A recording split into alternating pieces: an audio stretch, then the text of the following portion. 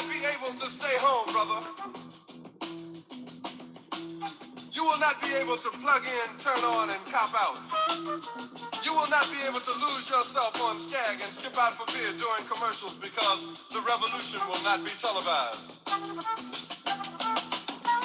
The revolution will not be televised. The revolution will not be brought to you by Xerox in 4 parts without commercial interruptions. The revolution will not show you pictures of Nixon blowing a bugle and leading a charge by John Mitchell, General Abrams, and Spyro Agnew to eat hog maws confiscated from a Harlem sanctuary. The revolution will not be televised. The revolution will not be brought to you by the Schaefer Award Theater and will not star Natalie Woods and Steve McQueen or Bullwinkle and Julia. The revolution will not give your mouth sex appeal. The revolution will not get rid of the nub. The revolution will not make you look 5 pounds thinner because the revolution will not be televised, brother. There will be no pictures of you and Willie Mae pushing that shopping cart down the block on the dead run or trying to slide that color TV into a stolen ambulance. NBC will not be able to predict the winner at 8:32 on report from 29 districts. The revolution will not be televised. There will be no pictures of pigs shooting down brothers on the instant replay. There will be no pictures of pigs shooting down brothers on the instant replay. There will be no pictures of Whitney Young being run out of Harlem on a rail with a brand new process. There will be no slow motion or still lights of Roy Wilkins strolling through Watts in a red, black, and green liberation jumpsuit that he has been saving for just the proper occasion. Green Acres, Beverly Hillbillies, and Hooterville Junction will no longer be so damn relevant, and women will not care if Dick finally got down with Jane on Search for Tomorrow, because black people will be in the streets looking for a brighter day. The revolution will not be televised. There will be no highlights on the 11 o'clock news and no pictures of Harry R. Women's Reparations and Jackie Onassis blowing her nose. The theme song will not be written by Jim Webb or Francis Scott Key, nor sung by Glenn Campbell, Tom Jones, Johnny Cash, Engelbert Humperdinck, or The Rare Earth. The revolution will not be televised. The revolution will not be right back after a message about a white tornado, white lightning, or white people. You will not have to worry about a dove in your bedroom, the tiger in your tank, or the giant in your toilet bowl. The revolution will not go better with Coke. The revolution will not fight germs that may cause bad breath. The revolution will put you in the driver's seat. The revolution will not be televised, will not be televised, will not be televised, will not be televised. The revolution will be no rerun, brothers. The revolution will be live.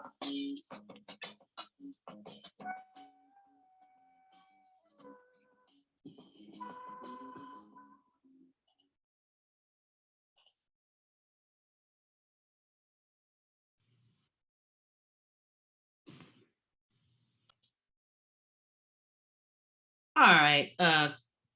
Sorry about that little silence there, but I was trying to get my other screen up.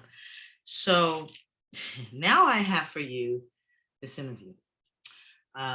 You've got to check this out. This is the weirdest thing. I mean, listen, I hate to call people liars because I was, taught by my ancestors, it is disrespectful. But when people lie blatantly to your face and you know they're lying and they know they're lying, but they continue the lie as if they still have a chance to sell it. You know people like that, right?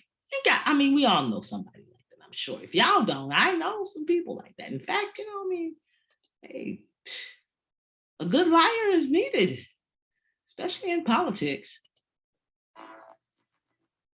Well, it's 20 years to the day since US President George W. Bush made his first radio address to the nation after the 9/11 atrocities in New York and Washington, announcing the plan for a comprehensive assault on terrorism. Joining me now from Falls Church in Virginia is retired Colonel Larry Wilkerson, former US Secretary of State Colin Powell's Chief of Staff, and the man involved in the decision to invade Iraq. Retired Colonel, thanks so much for coming on. Let's just start with taking you back to the day you saw and witnessed the attacks on New York. I understand that the first reaction of the team there at the State Department and elsewhere in the administration may have been to resign, for George W. Bush to resign, Dick Cheney to resign, and realize that they hadn't protected the homeland. Well, I don't think they were contemplating resigning. I think they were contemplating the fear that the American people would react adversely towards their administration. After all, they had no political mandate. Their political mandate was a Supreme Court decision that was still being questioned all across the land, and indeed is still being questioned today. Fear and rage was how they made the decisions they made in the aftermath.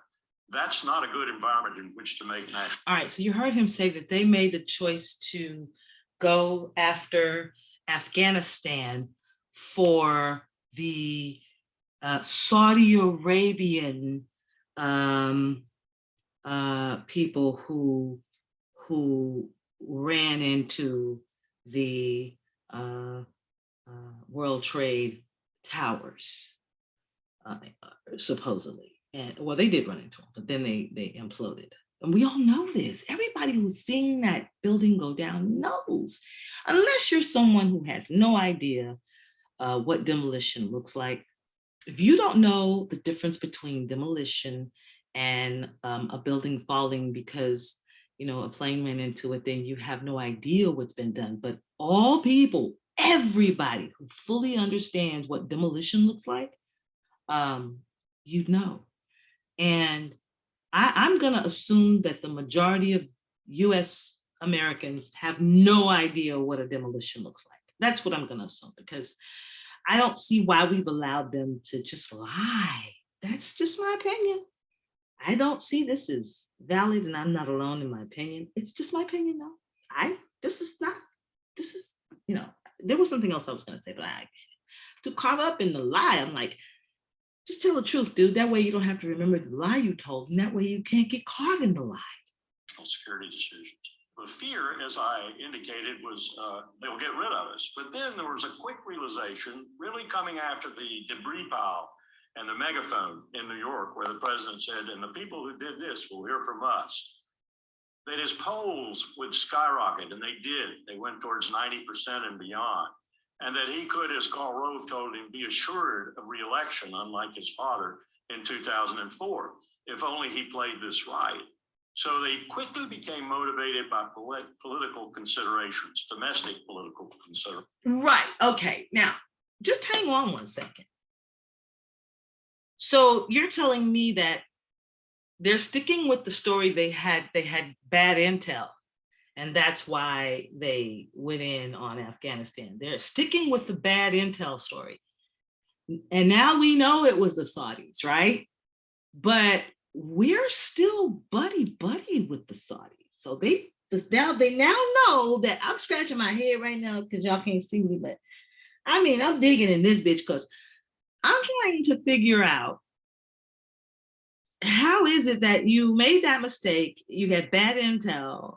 At first you said it was bad intel about the weapons of mass destruction. Now you're saying it's bad intel. Just keep listening.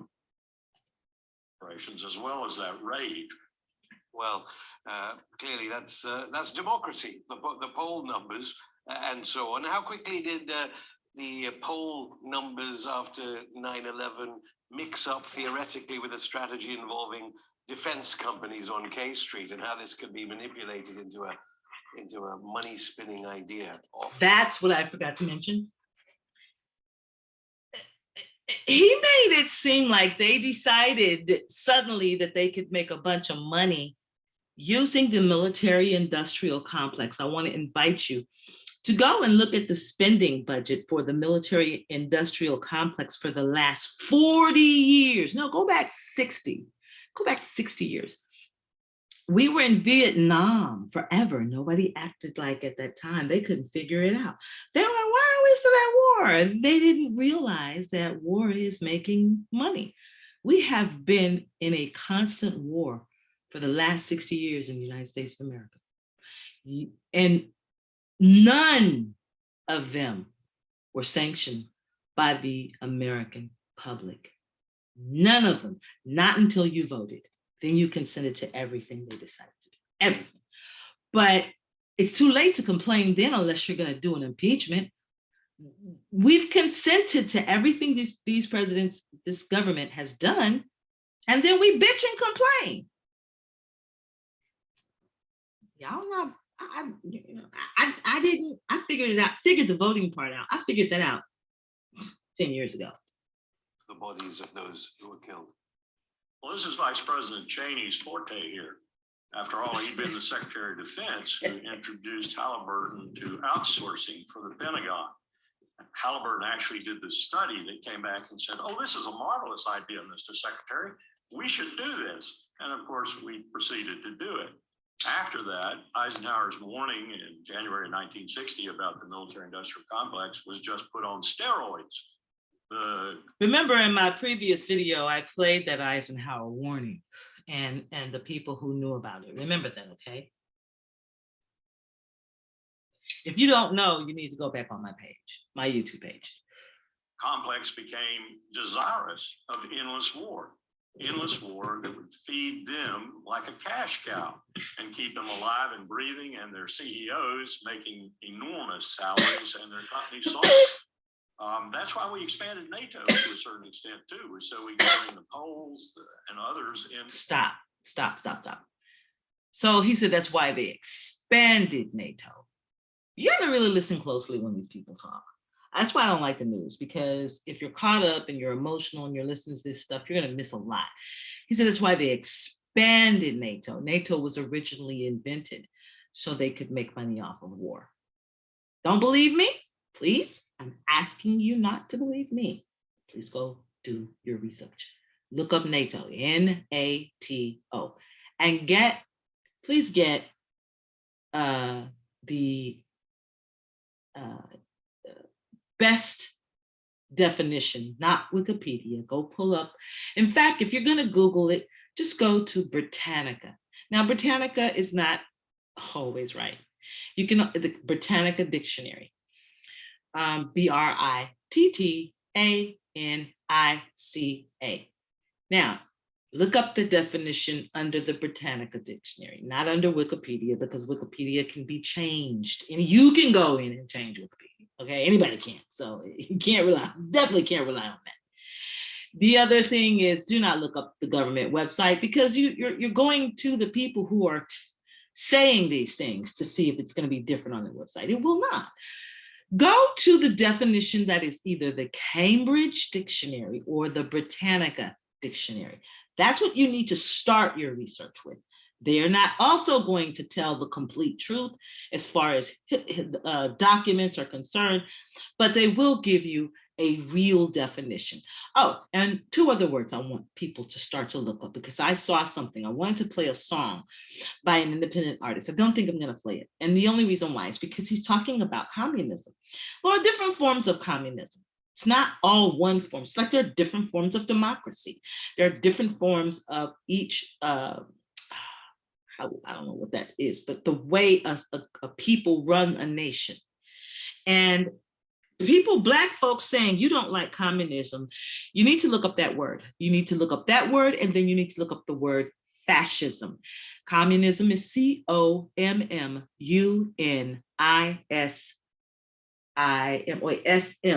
NISM, NISM,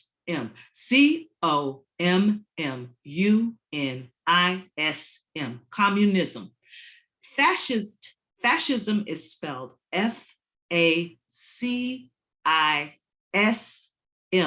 fascism, FACISM. Now, this is off the top of my head, so if it's wrong, I apologize, okay? I'm not looking up these words. But you need to look up those words. So when you're using words, use them correctly so you can relay a proper message.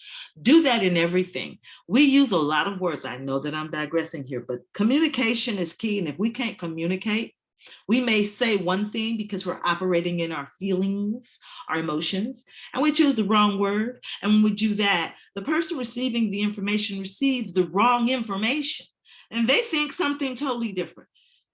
If you don't like communism, then you need to protest Social Security, all right? And you also need to protest the WIC program. The Black Panthers and the Black Liberation Army practiced communism as well as polygamy. So if you have a problem with people's lifestyles, you don't need to be in a nation, period. You need to go back with massa and just let them feed you whatever the hell they want to feed you. But Here we are non-judgmental. Only thing we don't fuck with is you don't fuck with children. Catch a man or a woman messing up a baby's head, you're gonna get locked up. That's what our prisons will be for. Yes, we're gonna have prisons. Yes, we will. But our prisons will be on the scale of Switzerland, Denmark. They actually rehabilitate people. Their crime rate is almost zero. Their prisons are empty. The guards are bored. Not because they turn loose predators, but because they literally attempt to rehabilitate people. Now, if you're just too far gone, then you may have to be institutionalized for the rest of your life. That does happen, okay? But in this society, predatory behavior will not be allowed to flourish. Let's put it like that. There is the warrior in the garden. That warrior does have to release the predator when they're at war, but then that warrior has to put away war weapons when it's time to integrate back into society. And as a society, we must help them do that. So there will be rehabilitation for not only the PTSD for our soldiers that have been destroyed utterly through the wars that they've been going through generationally, many of them in their families, their fathers and their fathers' fathers. Black men have been our soldiers for generations, and my hat is off to you. Police officers experience tremendous PTSD. They beat their wives. They have the same thing because of the fear they face out there in the streets. But you got to be willing to change. Put that shit down. There's a way not to do that. You just haven't experienced any healing, and they're not going to give you any. Anyone within the sound of my voice on this video, you need to pay attention to what I'm saying. Do your research. And at ancient times, and when warriors came back, there were healers that they couldn't touch their families, their children, or their wife for 3 months because they had to be purged of the bloodlust. Do your research. There's no rehabilitation. Our prisoners, we're going to let probably all of them pretty much out. They'll have to go through a rehabilitation period because they're being tortured in those prisons. And many of them don't know how to live outside of them. They've been institutionalized. I digress. We need to finish. I really didn't want this to be a very long video. I got something else to show you. These equipments made by our arms merchants. So this complex was largely responsible for the military staying in Afghanistan for 20 some odd years.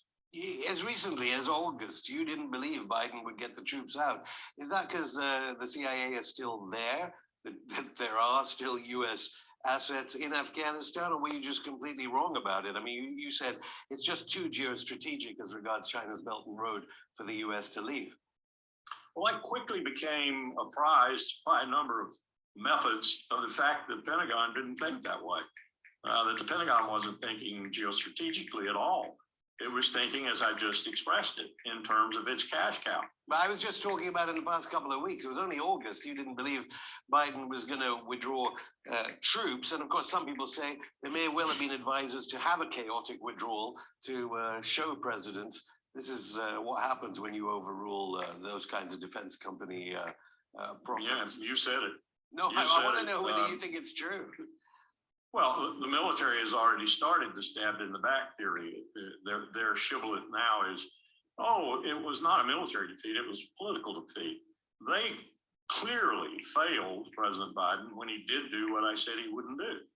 I thought the strategic necessity of staying somewhere near Pakistan's nuclear weapons and with hard power, and somewhere near the Base Road Initiative, and okay, I'm gonna stop here. I saw a video on Double Talk. I probably should do that video. I got some stuff that I got to bring out to y'all before I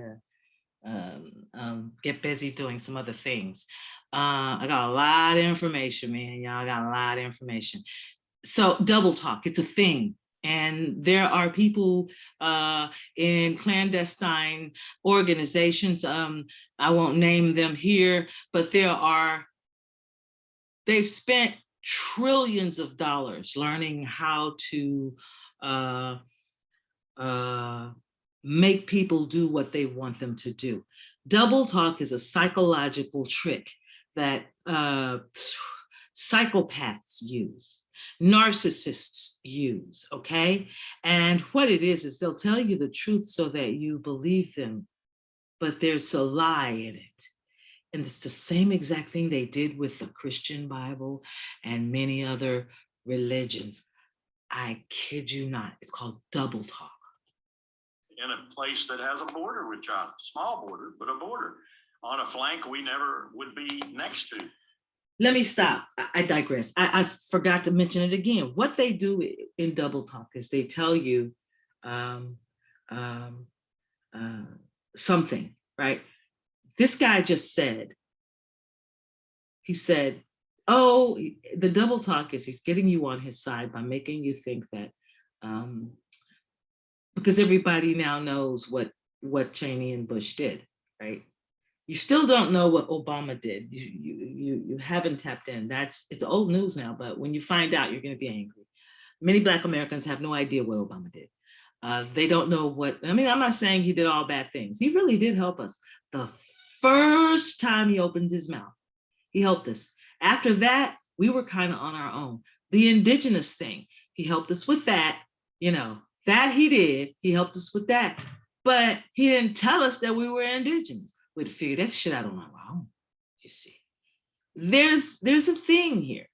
There's a thing. And I don't trust Obama as far as I could pick him up and throw him. I do not. And guess what? I'm not supposed to. Because he's taking care of himself. He had a good time out there on them yachts. Living it up, him and Jay-Z both. You understand? They figured out how to get out of the trap. We're indigenous. Don't believe me, pull your birth certificates. Not just yours, your parents, your parents' parents, your parents' parents' parents. Go back as far as you can. I guarantee you, your birth certificates are there. If you don't, if they tell you they done lost the birth certificates of who was on that person, they don't have them no more, go look them up there in the National Archives. Go back as far as you can. You have to spend a little money, but do your written birth certificate heritage. And even if you were adopted, many of the indigenous did adopt maroons, but they ain't telling you who they are. Double talk. So this dude, he just said that he's got you on his side talking about Bush and what they did and the money game and all that. But at the same time, he's telling you we should have stayed in Afghanistan. So which is it, brother? Do you want the war machine or not? You got to be a good liar to be in politics. Were it not for Afghanistan. But that's I'm gonna go back because I started talking, I cut y'all off. I mean, border with China, small border, but a border. On a flank, we never would be stay over in Afghanistan. Not for Afghanistan. But that strategy, that strategic appraisal didn't hold.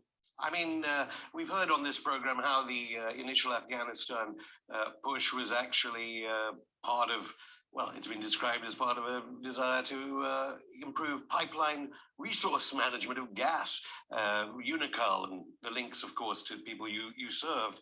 Why do journalists still claim now that the 9/11 attacks were planned in Afghanistan when they were planned by Saudis in San Diego and in the United States? Well, that's a continuing fault, I think, of the 9/11 Commission and other efforts associated with it. I think you can lay 9/11 and what happened on 9/11 at the Saudi feet as well as any other state in the world, perhaps more so. They are the greatest state sponsor of terrorism in the world, and they still are. But we buddy with royals. We buddy with the Saudis, though. We've been buddy with them ever since they flew the planes into the Twin Towers. That's who been helping us over there beating up them Palestinians. When I say us, I mean the United States, because I don't agree with that shit. Just anybody who's not from America over there, it's a lot of people that follow me, and I know a lot of you don't say anything, and thank you for that. You don't need to, but dude, we ain't got nothing to do with this. Black America, most of us don't even know what the fuck is going on. I'm just being straight with you. I talk to my people. I talk a lot, as you can tell. And I talk to my people, and they are dumb as fuck. They don't know any of this shit that's good, like sitting ducks. They over here like little baby birds in a nest. Old as fuck. Some of them got money. They've been educated with PhDs, doctorates. They teach them a little bit of stuff, but actually we are at the cutting edge of learning in Black America. So we should stop trying to get our Black doctors and scientists, stop trying to get your things admitted into their scientific journals. Stop. Create your own. What is wrong? Create your own. If you're a Black scientist, if you're a Black doctor, if you're a Black nurse,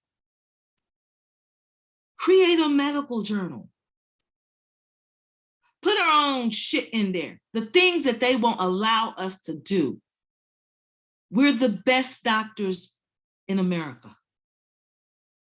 Thank you. Had anything to do with it. That is to say, people in the actual government in Riyadh is another matter, and a matter that should be investigated to the nth degree. But I don't think you said Saudi intelligence was probably the hijackers themselves were probably agents of Saudi intelligence.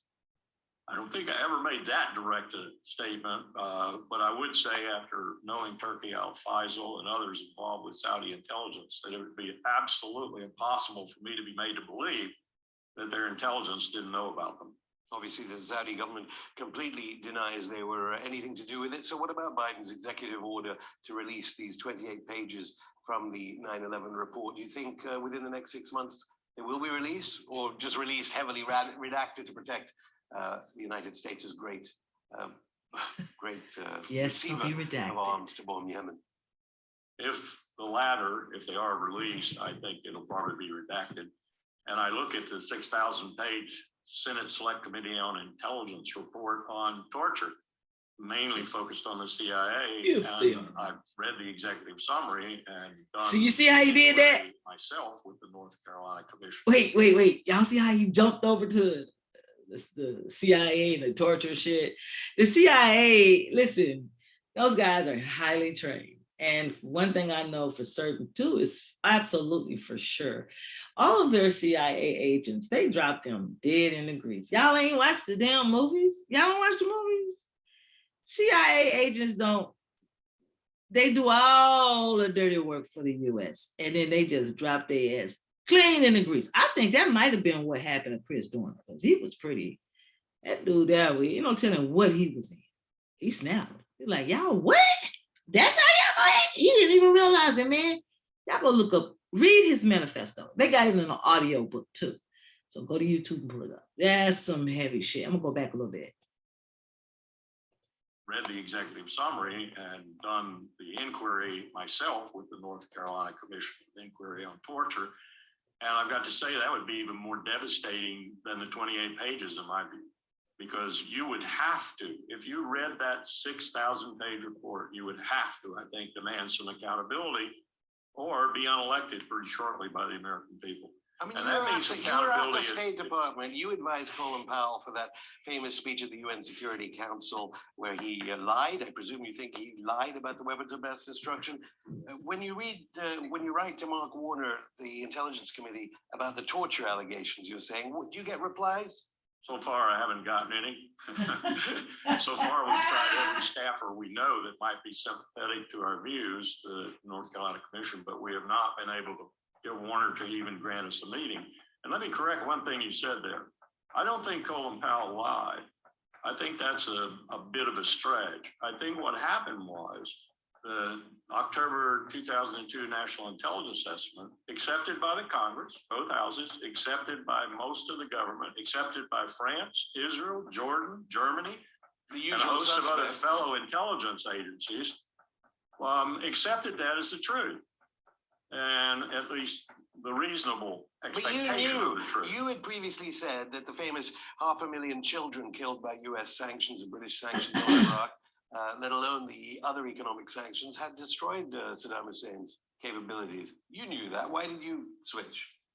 No, I didn't know that either. That's Here we pretty go. close to my mouth again. I knew that the sanctions had been Watch this. successful. Look and the closely. sanctions Well, you had had said been previously incredibly- sanctions had been effective against Saddam Hussein. Oh, Or you they were saying specifically- effective in terms of hurting children and women. You see how you heard him call that? You see how you heard him call that? You see how he called that?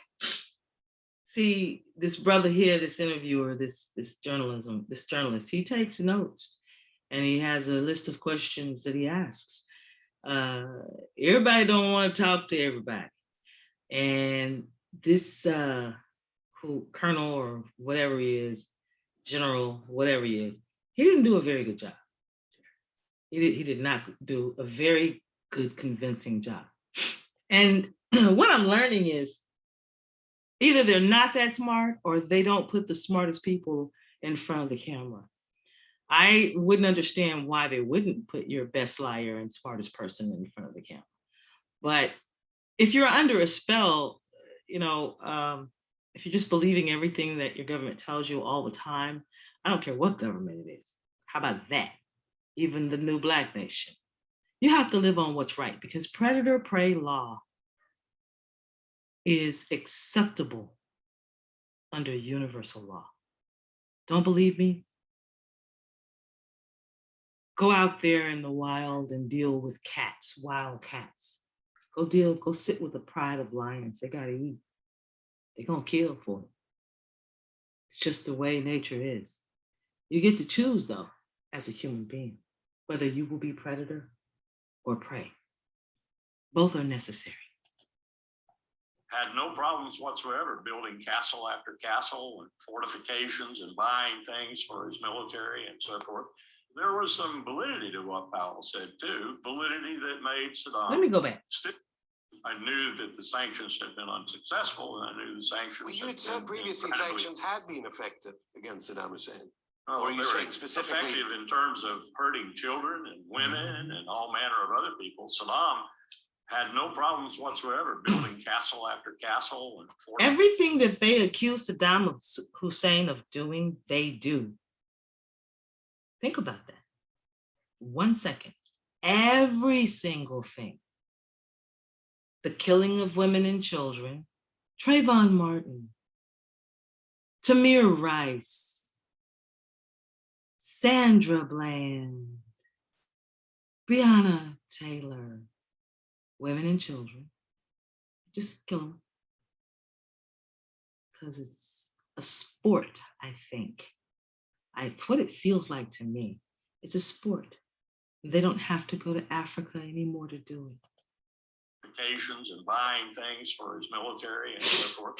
There was some validity to what Powell said too, validity that made Saddam still a security problem with regard to his neighbors and with regard to his own people. Well, tens of millions killed, wounded, or displaced. Just finally, Tens of did millions. Osama bin Laden win? I mean, you've talked so eloquently about the corruption, the torture, the heroin, the relations between the CIA and the ISI in Pakistan, and now the United States has lost so. Remember that. Now, he just said something about the heroin, but that didn't come through this entire interview. Just remember that. You see how this is a good journalist. He slipped it in. But you see this guy's face? Watch his lips. He's got a good poker face, but his tell is his lips. He's pissed when he brought up the heroin, because since Vietnam, they've been bringing it to the United States. Go look up Mitch McConnell's wife, her ships. She's a shipping magnate. The great big cocaine bust that made the newspapers until they found out who it was. It was too late then. So much in this world since the 9/11 attacks. Did he? $7.2 trillion, counting the cost over time to take care of the veterans we've Well, in paid. fairness, they paid a lot of defense company salaries at the high board level. Absolutely. As you talked about. Halliburton. I mean, did he Caviar. in trying to destroy what was the origin idea of the American dream? I think when we're looking at Osama bin Laden's projections, particularly in that one fatwa, I think it was 1998, I think he succeeded beyond his wildest dreams, as he succeeded, as he thought, with the Soviet Union. Their empire ended. I think our empire is going down pretty fast right now. And I'm beginning to believe that it's unsalvageable. You heard that? You heard that? You heard what he said? You heard what he said? It can't be saved. Not the way that it's running. And if these people stop harassing Black Americans who are trying to vote, if these people stop murdering Black Americans who are trying to speak out. Sandra Bland was a social activist. Another woman was a social activist. She was trying to get the word out. The police threw her down and busted her teeth out of her mouth. They beat her. I don't even think they've been chastised for it. Just know, and I did a video on that already. It's back there, way back there. I've done a lot of videos, guys. Some of them are, kooky, crazy, fun, but there's always something to learn in my videos. I strongly recommend everyone go back. Y'all slept on Grandmaster Jay until he got his word, his name got around. I'm not trying to be famous. I simply want people to learn what they need to survive, okay? This is not a game. We can't just do like clubbing and going out to eat. If I were young right now, I wouldn't want to have children. If I were a young girl, and I hate to say that because I have grandchildren, but they're gonna suffer if y'all don't wake up. And now to Afghanistan, where today the Taliban claimed responsibility for that brazen attack we told you about last night, a failed attempt to storm the largest NATO base in southern Afghanistan. Several coalition troops were wounded. The Taliban finances much of its operations by selling opium, which is grown from poppies, which are right now being harvested. So here's the question: why are American troops now helping Afghan farmers grow that opium? Nick Schifrin reports from Afghanistan on a controversial new policy. In western Kandahar, poppy farmers score, till, harvest their crop, and the Americans do nothing to stop them. U.S. soldiers greet farmers. Can you show me which poppy field is yours? They commiserate with farmers having a bad harvest. Tell him I'm very sorry for his field this year, and hopefully it's better harvest next year. And in one case, they even paid a farmer $1,000 after U.S. and Afghan special forces burned his crop. If you can come down to the base on my next visit, I'll make a payment. This is controversial. The opium trade is the Taliban's main source of funding. Around here, this poppy isn't only a plant, it's the very basis of the economy here. Poppy grows everywhere in this area, and most of the farmers base their entire income for the entire season on this harvest. And that's why soldiers ignore and encourage the farmers. If the U.S. burned their crop, farmers would blame the U.S. for their poverty and turn toward the Taliban. I'm not going to lie to you, this farmer says. If my poppy were destroyed, I would be very angry. If we secure them having a good harvest, now they're going to get paid for all their hard work, and then we can deal with the trafficking afterwards. And that is the new U.S. policy. After farmers get paid, try to capture drug traffickers. These troops have confiscated 10,000 pounds of opium before the profit reached the Taliban. One day, the U.S. hopes to convince farmers to choose legal crops. Until then, the seeds of the insurgency will continue to grow in these fields. Nick Schifrin, ABC News. Opium is used in high-grade medical drugs when they knock you out. Do you understand? However, opium is also heroin that is sold on the streets. I guarantee totally you that heroin on the streets makes a lot more money than the heroin that the poppies that they make the high grade pharmaceutical drug out of. I'm not knocking pharmaceutical drugs. Some people can't do pain. I get it. I don't like it either. However, to put it on the streets and then lock people up for selling it, that's a racket. That's a racket. And this is what the American public is voting for every 4 years, every 2-year election in your local elections, every city, county, and state election. This is what you're voting for. I implore you to vote for yourself in a vote that will be counted and not games played. We're gonna collect the votes. You will simply be a part of our nation,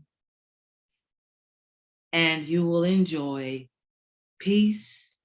Safety is guaranteed because it will be monitored by 193 other countries in the world.